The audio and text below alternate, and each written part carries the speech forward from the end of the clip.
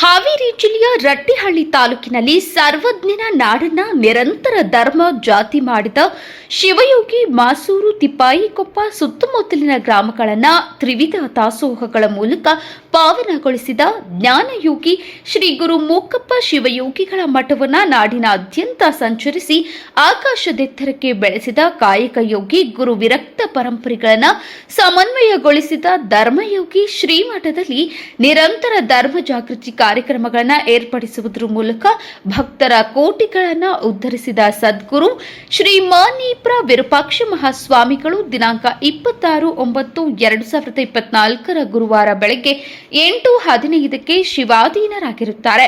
ಲಿಂಗೈಕ್ಯ ಪರಮ ಪೂಜ್ಯರಿಗೆ ಭಕ್ತ ಕೋಟಿಯ ಅನಂತಾನಂತ ಶಿರಸಾಷ್ಟಾಂಗ ನಮಸ್ಕಾರಗಳು. ಹಾಗೆಯೇ ಲಿಂಗೈಕ್ಯ ಸ್ವಾಮಿಗಳನ್ನ ದಿನಾಂಕ 27/9/2024 ಶುಕ್ರವಾರ ದಿವಸ ಬೆಳಗ್ಗೆ 8 ಗಂಟೆಯಿಂದ ಗ್ರಾಮದ ಮುಖ್ಯ ಬೀದಿಗಳಲ್ಲಿ ಲಿಂಗೈಕ್ಯ ಪೂಜ್ಯರ ಮೆರವಣಿಗೆ ಜರುಗುವುದು.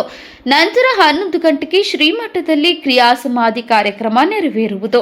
ದಿವ್ಯ ಸಾನ್ನಿಧ್ಯವನ್ನು ಶ್ರೀ ಮನ್ಮಹಾರಾಜ ನಿರಂಜನ ಸದ್ಗುರುಗಳು, ಶ್ರೀ ಮಲ್ಲಿಕಾರ್ಜುನ ಮುರುಘರಾಜೇಂದ್ರ ಮಹಾಸ್ವಾಮಿಗಳು, ಬೆಕ್ಕಿನ ಕಲ್ಮಠ್ ಅನಂತಪುರ, ಶ್ರೀಮನ್ ಮಹಾರಾಜ ನಿರಂಜನ ಜಗದ್ಗುರು ದಿವ್ಯ ನೇತೃತ್ವ, ಶ್ರೀ ಮನೀಪ್ರ ಸದಾಶಿವ ಮಹಾಸ್ವಾಮಿಗಳು ಹುಕ್ಕೇರಿ ಮಠ ಹಾವೇರಿ, ದಿವ್ಯ ಸನ್ಮುಖ ಮಹಾಸ್ವಾಮಿಗಳು ಉಪಸ್ಥಿತಿ.